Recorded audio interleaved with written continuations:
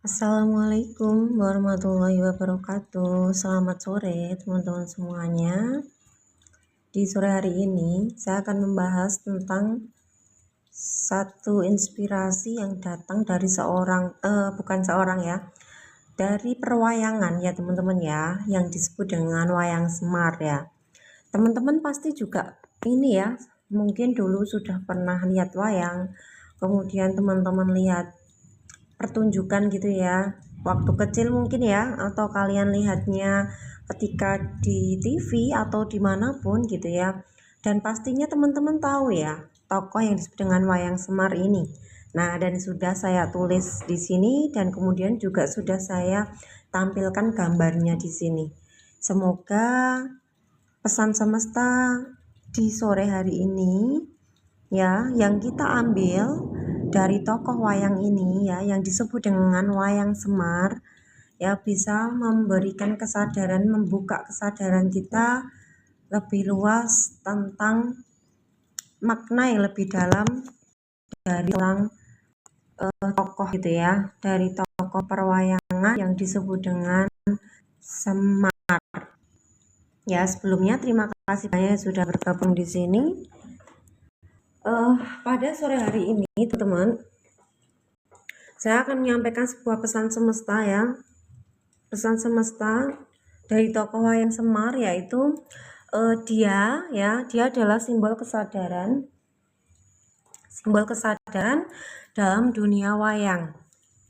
Terlihat pendek ya, tak punya rupa yang indah, berpakaian sederhana ya, tapi ia turun di dunia ini untuk menjadi penuntun para ksatria, penjaga kebenaran ya, dan simbol kesadaran ilahi yang menyamar menjadi orang yang biasa.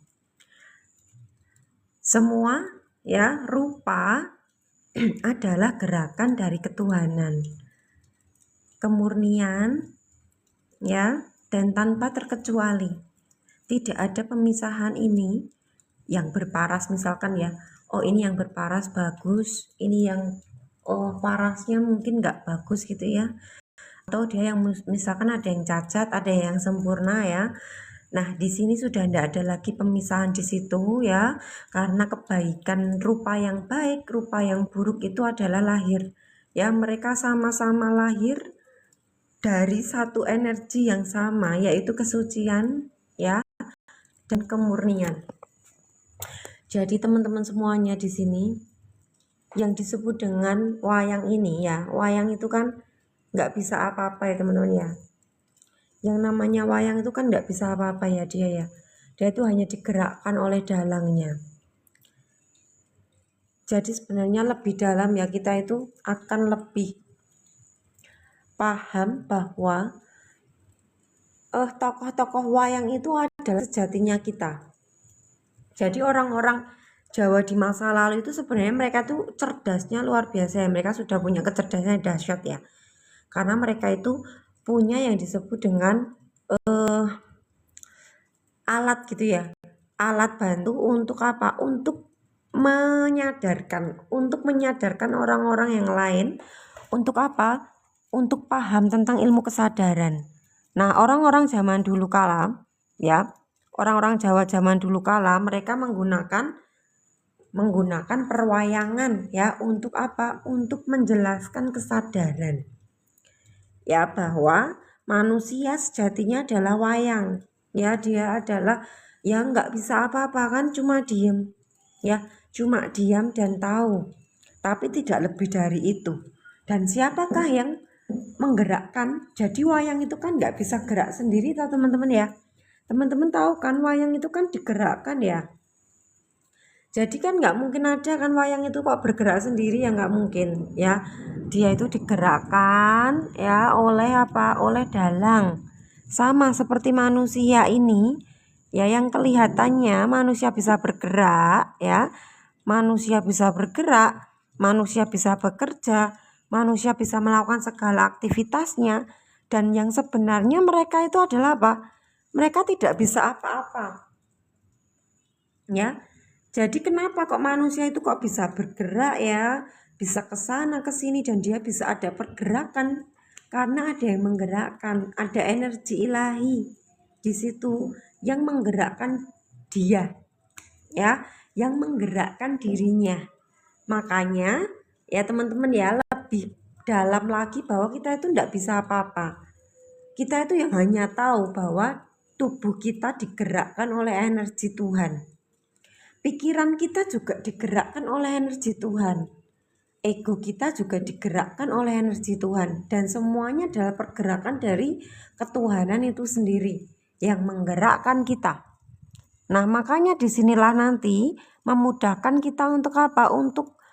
Untuk menurunkan segala keakuan diri atau ego, atau yang disebut dengan diri palsu. Ya, dimana diri palsunya nanti dia akan melebur, ya, dia akan perlahan-lahan dia akan melebur menjadi satu kesatuan terhadap apa? Terhadap kesadaran yang lebih tinggi, terhadap energi ilahi itu sendiri. Maka diri palsunya akan menyerahkan, ya, akan menyerah, kemudian akan melebur menjadi satu kesatuan. Dan disinilah diri palsu yang awalnya itu kan dia palsu, ya, diri palsu yang punya banyak topeng, banyak konsep, banyak data yang udah dititipkan, kemudian dia melebur jadi energi ilahi, melebur menjadi satu. Maka yang disebut dengan diri palsunya tadi, dia akan menjadi yang disebut penyaksi, yang akhirnya bisa menyaksikan dirinya digunakan oleh Tuhan. Ya, seperti itulah ya. Makanya luar biasa sekali ya perwayangan ini ya teman-teman ya. Jadi ya sebenarnya orang-orang zaman dulu ya, orang-orang yang misalkan nih leluhur-leluhur kita di era zaman ini ya, zaman apa? Zaman dulu ya, itu sudah punya kesadaran yang tinggi banget ya. Mereka punya kesadaran lebih tinggi banget, sehingga apa? Sehingga kesadaran yang lebih tinggi itu akhirnya dia itu tahu, oh caranya begini ya, aku itu akan menyampaikan ilmu kesadaran ini kepada orang lain, kepada banyak masyarakat, banyak manusia dengan cara menggunakan wayang ya. Makanya menggunakan wayang inilah juga salah satu ya dakwah, ya, berdakwah menggunakan budaya ya. Karena budaya itu tidak bisa kita tuh hanya kayak ngeliatin oh budayanya wayang udah gitu, enggak ya, tapi sebenarnya itu lebih dalam lagi, ada makna yang tersembunyi di balik semua budaya yang ada. Misalkan ada wayang ya, ada wayang-wayang nih. Nah itu kan sebenarnya ada hal yang harus kita ikrok lagi. Ikrok itu apa ya? Membaca, dibaca lebih dalam lagi. Oh ternyata ini ya, oh wayang itu ternyata punya makna lebih dalam ya, gitu. Ya, sama seperti ketika kita membaca Al-Qur'an, teman-teman ya. Ya, ketika teman-teman membaca Al-Qur'an, ya, kita tidak bisa membaca Al-Qur'an tanpa kesadaran yang lebih tinggi. Ya, jadi teman-teman itu tidak bisa membaca Al-Qur'an itu dengan tidak ada kesadaran, itu tidak bisa. Karena kamu tidak akan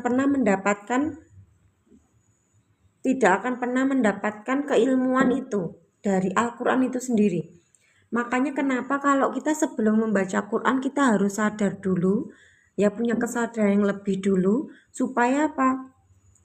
Supaya kita akhirnya ya dengan kesadaran yang terbuka, ketika kita membaca Al-Quran, maka kita bisa paham makna lebih dalamnya yang terkandung di dalam Al-Quran.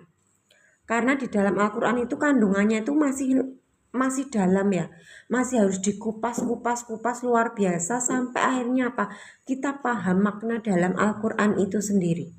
Ya, jadi disinilah sama seperti membaca tokoh wayang itu sendiri. Ya, membaca Al-Quran juga sama, harus terbuka dulu, mengosongkan gelasnya untuk bisa diberi pemahaman yang lebih tinggi.